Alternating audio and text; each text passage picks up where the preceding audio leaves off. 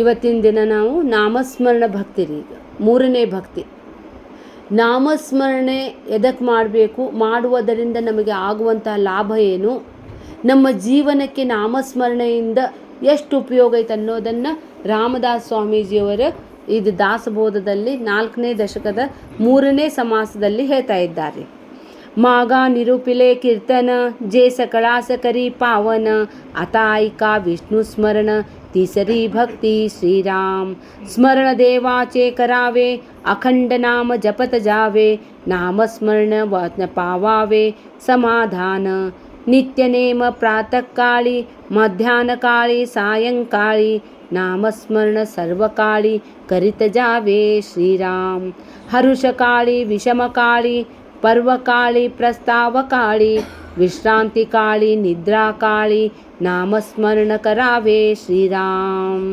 ಎಷ್ಟು ಚಂದದ ನೋಡ್ರಿ ಇದು. ಜೀವನದಲ್ಲಿ ಈಗ ನಾಮಸ್ಮರಣೆ ಅಂತಂದರೆ ಜಪಾರಿದೆ. ಜಪ ಮಾಡುವುದರಿಂದ ಜನ್ಮ ಪರಿಹಾರ್ತಕಃ ಇತಿ ಜಪಾರಿ. ಜನ್ಮವನ್ನು ಪರಿಹಾರ ಮಾಡುತ್ತದೆ. ಈಗ ಹೋಗ್ತೇವ್ರಿ, ಸಾಯ್ತೇವೆ, ಆದರೆ ಮುಂದಿನ ಸಲ ನಾನು ಜನ್ಮ ಎತ್ತಂಗಿಲ್ಲ ಅಂದರೆ ಮುಕ್ತರಾಗ್ತೀರಿ. ಜಪ ಮಾಡುವುದರಿಂದ ಏನಾಗ್ತೈತಿ ಅಂಥೇಳಿ ಇವ್ರಲ್ಲೇ ಭಾಳ ಚಂದ ಹೇಳ್ತಾರೆ ಅವರು. ಸ್ಮರಣ ದೇವಾಚಿ ಕರಾವೆ ಅಖಂಡ ನಾಮ ಜಪತ ಜಾವೆ ನಾಮಸ್ಮರಣೆ ಪಾವಾವೆ ಸಮಾಧಾನ. ಆ ನಾಮಸ್ಮರಣೆ ಮಾಡುವುದರಿಂದ ಇಷ್ಟು ಸಮಾಧಾನ ಆಗ್ತೈತೆ ಅಂತ ಹೇಳಿದರೆ ಮಾಡಿದ್ದವ್ರಿಗ ಗೊತ್ತ್ರಿ. ಕೇಲೆ ಶಿವ ಹೋತ್ ನಾಯಿ. ಅದಕ್ಕಾಗಿ ಮೊದಲು ಮಾಡಬೇಕ್ರಿ. ನಾ ಎಷ್ಟೇ ನಿಮಗೆ ಹೇಳ್ಬೋದು, ನನ್ನ ಬಾಯಿ ಒಳಗೆ ಸಕ್ಕರೆ ಹಾಕಿದ್ದಾರೆ, ಎಷ್ಟು ಮಸ್ತ್ ಅದ, ಹ್ಯಾಂಗೈತೆ ಅಂತ ಹೇಳಿದ್ರೆ ನನಗೆ ಹೇಳಕ್ಕೂ ಬರೋಂಗಿಲ್ಲ, ಬಾಯಾಗ ಐತ್ರಿ ನಂದು. ನಾ ಹೇಳ್ತೇನೆ, ನಿಮ್ಮ ಬಾಯಾಗೂ ಹಾಕ್ತೇನೆ, ಅವಾಗ ನಿಮಗೆ ಹ್ಯಾಂಗೆ ಅನ್ನಿಸ್ತೈತೆ ನೋಡ್ರಿ, ಅದು ನಿಮಗೆ ಗೊತ್ತ್ರಿ. ಇದು ಹೇಳೋದ್ರಿಂದ ಗೊತ್ತಾಗುವಂಥದ್ದಲ್ಲ ರೀ, ಭಾಳ ಸಮಾಧಾನ ರೀ. ಇದು ಮನಸ್ಸದಲ್ರಿ, ನಮ್ಮ ಮನಸ್ಸದಲ್ಲ, ನಮ್ಮ ಮನಸ್ಸಿನಲ್ಲಿ ಅನೇಕ ವಿಚಾರ ಇರ್ತಾವ್ರಿ. ನೀವು ಅಬ್ಸರ್ವ್ ಮಾಡಿ ನೋಡ್ರಿ, ಅದು ಮನಸ್ಸಿಗೆ ಅದು ಸುಮ್ಮನೆ ಕುಂತಿರಂಗಿಲ್ಲ ರೀ. ಬಾಯಿ ಏನೋ ಮುಚ್ಚಿರ್ತೇವಿ, ಆದ್ರೆ ಮನಸ್ಸಿನಾಗ ಮಾತಾಡ್ತೇವ್ರಿ ನಾವು. ಇಷ್ಟು ಡಿಸ್ಟರ್ಬ್ ಮಾಡೋ ಜಗತ್ತಿನಲ್ಲಿ ಯಾವುದಾದ್ರೂ ಇದ್ದಿದ್ದೆ ಅದರದ್ದು ಮನಸ್ಸರಿ. ನಮಗೆ ನೆಗ್ಯಾಣಿ ಕಷ್ಟ ಕೊಡ್ತಾಳೋ, ಅತ್ತಿ ಕಷ್ಟ ಕೊಡ್ತಾಳೋ ಇಲ್ಲೋ ಗೊತ್ತಿಲ್ಲ, ಆದರೆ ನನ್ನ ಮನಸ್ಸು ಭಾಳ ಕಷ್ಟ ಕೊಡ್ತೈತ್ರಿ. ಮನೆಯೇವ ಬಂದ ಮೋಕ್ಷ ಕಾರಣ ಅಂತ ಹೇಳ್ತಾರೆ. ನಿಮ್ಮ ಮನಸ್ಸು ಚೆನ್ನಾಗಿದ್ದೆ ಆದರೆ ಅದು ನಿಮಗೆ ಮುಕ್ತನನ್ನಾಗಿ ಮಾಡುತ್ತದೆ. ನಿಮ್ಮ ಮನಸ್ಸು ಏನಾದರೂ ದುಃಖ ಡಿಸ್ಟರ್ಬ್ ಇದ್ದಿದ್ದೆ ಆದರೆ ಇನ್ನೂ ದುಃಖವನ್ನು ತಂದು ಕೊಡ್ತೈತ್ರಿ. ಮನಾಚಿ ಶ್ಲೋಕ ಭಾಳ ಚಂದ ಅದ ರೀ. ಖರೆ ಅಂದರೆ ರಾಮದಾಸ್ ಸ್ವಾಮೀಜಿಯವರು ಅದನ್ನು ಎಕ್ಸ್ಟ್ರಾ ಮಾಡಿಬಿಟ್ಟಾರೆ. ಅವರು ಅದರದ್ದು ವಿಸ್ತಾರ ಬರೆದು ಬಿಟ್ಟಾರೆ ಅವರು. ಈ ಮನಸ್ಸನ್ನು ನಿಗ್ರಹಿಸಲಿಕ್ಕೆ ಯಾರಿಂದಲೂ ಸಾಧ್ಯ ಇಲ್ಲ ರೀ. ಇದು ಮನಸ್ಸಿಗೆ ಆದಿ ಇಲ್ಲ ಅಂತ ಇಲ್ಲ ರೀ. ಅನಂತ ಜನ್ಮದಿಂದ ಅದು ನಮಗೆ ಜೀವ ಮಾಡಿಬಿಟ್ಟೈತ್ರಿ. ಜೀವಾತ್ಮ ರೀ, ಜೀವಾತ್ಮ ಮಾಡಿಬಿಟ್ಟೈತಿ. ಮನಸ್ಸಿನಲ್ಲಿ ಮನುಷ್ಯ ಮನಸ್ಸಿನಂತೆ ಮಾದೇವ ಅಂತ ಹೇಳ್ತಾರೆ ರೀ. ನಿಮ್ಮ ಮನಸ್ಸು ಸಮಾಧಿದ್ರೆ ಎಲ್ಲರೂ ಚಲೋ ಅದಾರಂತನ ಅದು ತೋರಿಸ್ತೈತಿ. ನಮ್ಮ ಮನಸ್ಸು ಡಿಸ್ಟರ್ಬ್ ಆದ್ರೆ ಎಲ್ಲರೂ ಕೆಟ್ಟವರು ಕಾಣಿಸ್ತಾರೆ ರೀ. ಎಲ್ಲರದೊಳಗಿಂದ ಕೆಟ್ಟ ಹೇಳ್ಕೊತ ಹೋಗ್ತೈತಿ. ಇನ್ನೂ ಅಧೋಗತಿಗೆ ತೊಗೊಂಡು ಹೋಗ್ತೈತ್ರಿ. ಅದು ನಮಗೆ ಪಾತಾಳಕ್ಕೆ ಎಳೆದು ಹಾಕೋದು ಮನಸ್ಸು, ನಮಗೆ ಸ್ವರ್ಗದಲ್ಲಿ ಇಡೋದು ಮನಸ್ಸು ರೀ. ಆ ಮನಸ್ಸನ್ನು ಬೇರೆ ಬೇರೆ ವಿಚಾರಗಳು ಬರ್ತಾವ್ರಿ. ನಮಗೆ ಭಾಳ ಬೇರೆ ಬೇರೆ ವಿಚಾರ ಬರ್ತಾವೆ. ಈಗ ಮಾಡಿದ್ದ ವಿಚಾರ ಬೇರೆ, ಇನ್ನು ಸ್ವಲ್ಪ ಹೊತ್ತಿನ ಮೇಲೇ ಬೇರೆ, ಇನ್ನೊಂದು ಸ್ವಲ್ಪ ಹೊತ್ತಿನ ಮೇಲೆ ಬೇರೆ, ಹಂಗೆ ಬೇರೆ ಬೇರೆ ಫ್ಲೋ ಆಗ್ತಿರ್ತೈತ್ರಿ. ಮನಸ್ಸಿನ ವೃತ್ತಿ ಪ್ರವಾಹ ಅಂತ ಹೇಳ್ತಾರೆ. ವೃತ್ತಿ ಪ್ರವಾಹ ಅಂತ ಹೇಳಿದ್ರೆ ವಿಚಾರದ ಪ್ರವಾಹ ಹಿಂಗೆ ಹರಿತಾ ಇರ್ತೈತ್ರಿ. ಆ ವಿಚಾರದಲ್ಲಿ ನಾವು ಹೋಗ್ಬಿಟ್ಟಿರ್ತೇವೆ ರೀ, ಅದ್ರಾಗ ಹೋಗ್ಬಿಟ್ಟಿರ್ತೇವೆ. ನಾವು ಏನು ಮಾಡಾಕತ್ತೇವಿ ಏನು ಅನ್ನೋದು ಗೊತ್ತಿಲ್ಲ ರೀ. ಊರು ಪಂಚಾಯತಿನೇ ಮಾಡ್ತೈತ್ರಿ ಅದು ಮನಸ್ಸು. ನಮಗೇನು ಚಲೋ ಅಂತ ಹೇಳಂಗೇ ಇಲ್ಲ ರೀ ಅದು.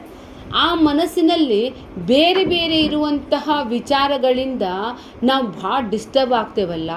ಅದು ಈಗ ನಾ ಇದು ವಿಚಾರ ಮಾಡಿದೆಯಪ್ಪ, ಅದು ಮುಂದಿನ ವಿಚಾರ ಯಾವ್ದು ಬರ್ತೈತೆ ಅನ್ನೋ ನಮಗೆ ಗೊತ್ತಿರಂಗಿಲ್ಲ ರೀ.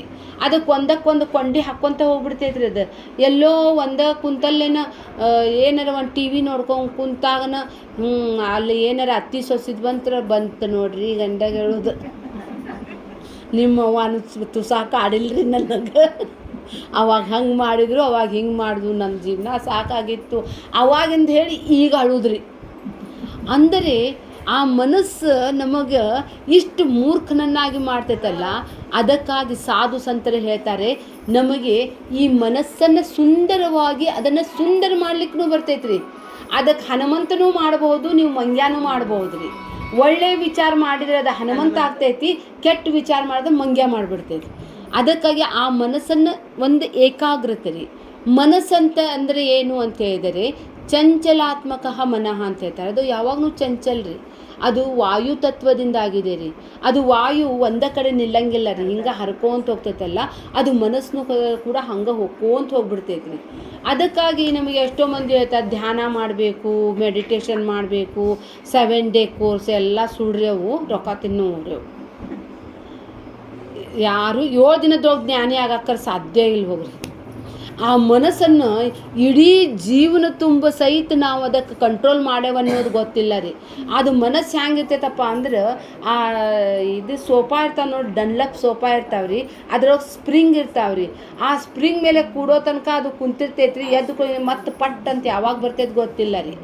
ನನಗೆ ಸಿಟ್ಟ ಬರೋಂಗಿಲ್ಲ ಅಂತ ನಾ ಏನಾದರೂ ಪ್ರಾಮಿಸ್ ಮಾಡಾಕರೆ ಎಂದೂ ಸಾಧ್ಯ ಇಲ್ಲ ರೀ. ನನಗೆ ಕಾಮ, ಕ್ರೋಧ, ಲೋಭ, ಮೋಹ, ಮದ, ಮಾತ್ಸರ್ಯ ಬರಂಗಿಲ್ಲಂತಿಲ್ಲ ರೀ. ಮತ್ತೆ ಯಾವಾಗ ಬರ್ತಾವೋ ಗೊತ್ತಿಲ್ಲ. ಅದು ಮನಸ್ಸು ಅಂಥ ವಿಚಿತ್ರದ. ಆ ಮನಸ್ಸಿಗೆ ಒಂದು ಡಿಸಿಪ್ಲಿನ್ ಹಾಕೋದು ಎದರ್ಲಿಂದ ಅಂತ ಹೇಳಿದರೆ ನಾಮಸ್ಮರಣದಿಂದ ರೀ. ನಾಮಸ್ಮರಣ ಅಂತ ಹೇಳಿದ್ರೆ ಒಂದೇ ವಿಚಾರ ರೀ, ಒಂದೇ ವಿಚಾರ. ನಾ ಈಗ ಓ ನಮೋ ನಾರಾಯಣಾಯ ಮುಂದಿಂದೇನು ಮತ್ತು ಅದ ವಿಚಾರ ರೀ. ಅದ ವಿಚಾರ ಪುನಃ ಪುನಃ ಹೇಳುವುದರಿಂದ ಅದಕ್ಕಾಗಿ ನಾಮಸ್ಮರಣೆ ಮಾಡೋದರಿಂದ ಒಂದೇ ವಿಚಾರ ಕಂಟಿನ್ಯೂ ಆಗ್ತೈತೆ ರೀ. ಅದು ಮಾಡೋದ್ರಿಂದ ಅದಕ್ಕೆ ರಿಲ್ಯಾಕ್ಸ್ ಆಗ್ತೈತೆ ರೀ.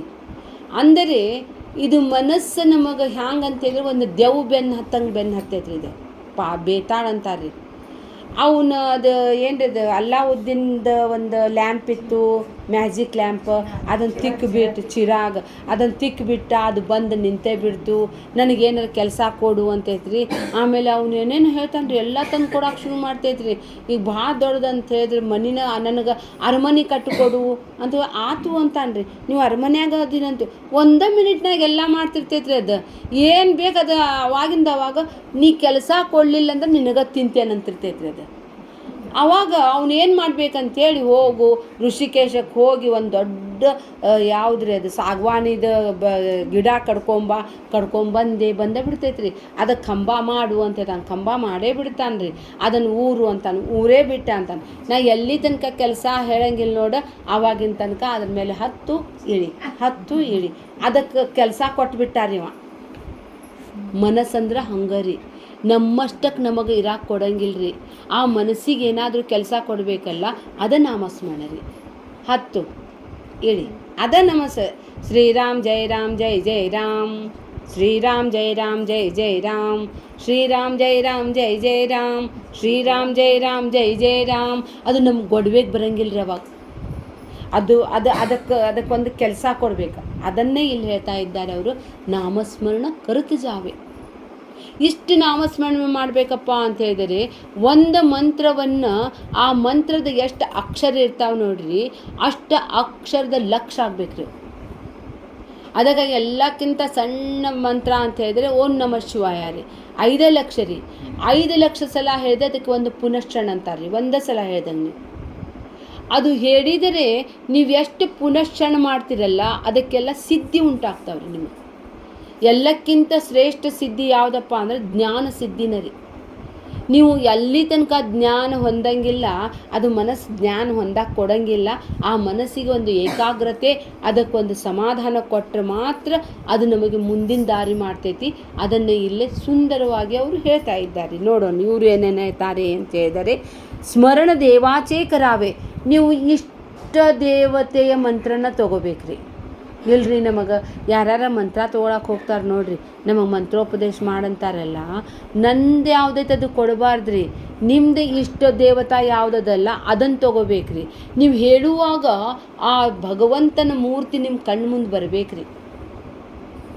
ಓಂ ನಮಃ ಶಿವಾಯ, ಆ ಶಿವ ಕಾಣಬೇಕ್ರಿ. ಆ ಶಿವ ಹ್ಯಾಂಗದಾನ್ರಿ, ಕಣ್ಣು ಮುಚ್ಚಿದ್ರು ಸಹಿತ ಆ ಶಿವನ ಒಂದು ಸ್ವರೂಪ ನಮ್ಮ ಕಣ್ಣ ಮೇಲೆ ಬರಬೇಕ್ರಿ. ಅವನು ಗಂಗೆಯನ್ನು ಧರಿಸಿದ್ದಾನೆ, ಚಂದ್ರನನ್ನು ಇಟ್ಕೊಂಡಿದ್ದಾನೆ, ಅವನು ನಾಗಾಭರಣ ಹಾಕ್ಕೊಂಡಿದ್ದಾನೆ, ಅವನ ತೊಡೆ ಮೇಲೆ ಇಕ್ಕಿ ಕುಂತಾಳೆ. ಗಣಪತಿ ಫ್ಯಾಮಿಲಿ ಎಷ್ಟು ಚಲೋ ಅದ್ರಿ ಅವ್ರದ್ದು ಫ್ಯಾಮಿಲಿ. ಅಪೋಸಿಷನ್ ಪಾರ್ಟಿ ಇದ್ರು ಸಹಿತ ಎಲ್ಲರೂ ಕೂಡಿದಾರ್ರಿ ಅವ್ರು. ಮನೆಯೊಳಗೆ ಸೊಸೆಂದ್ರಗ 3 ಮಂದಿ ಸೊಸೆಂದ್ರ, ಆ 3 ಮಂದಿ ಸೊಸೆಂದ್ರದ ಮಕ್ಕಳು ಇದ್ದಿದ್ದು ಮನೆಯೊಳಗೆ ಹ್ಯಾಂಗಿರ್ಬೇಕು ರೀ. ಆನಂದವಾಗಿರ್ತಾರೆ ರೀ, ಇನ್ನೂ ಆನಂದವಾಗಿರ್ತಾರೆ. ಆದ್ರೆ ಎಲ್ಲಾರ್ದು ಮನಸ್ಸು ಸರಿ ಇದ್ರೆ ಚಲೋ ರೀ. ಅಪೋಸಿಷನ್ ಪಾರ್ಟಿ ಆದ್ರೆ ಭಾಳ ತ್ರಾಸದ ರೀ, ಭಾಳ ತ್ರಾಸದ.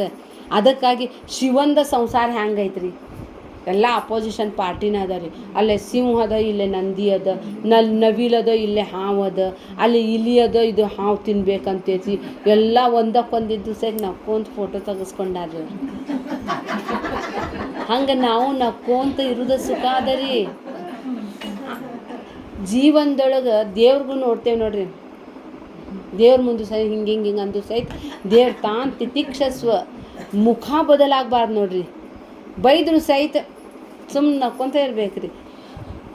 ಮಾಡಿದ್ರಿ ಶುರು ಆಗ್ತೈತ್ರಿ. ಹೌದ್ರಿ, ಹಾಂ ನಕ್ಕೊಂತಿರ್ಬೇಕ್ರಿ. ನಕ್ಕರೆ ಹೋಗ್ಬಿಡ್ತೈತ್ರಿ. ಹಾಂ, ಅದು ಹನುಮಪ್ಪನ ಮುಖ ಆಗ್ಬಿಟ್ರೆ ಖರೇನ. ಅದಕ್ಕಾಗಿ ಹೇಳ್ತಾರೆ ಈ ಒಂದು ನಾಮಸ್ಮರಣೆ ಮಾಡೋದು ಲಾಭವನ್ನು ಇನ್ನು ಮುಂದೆ ಹೇಳೋಣ್ರಿ.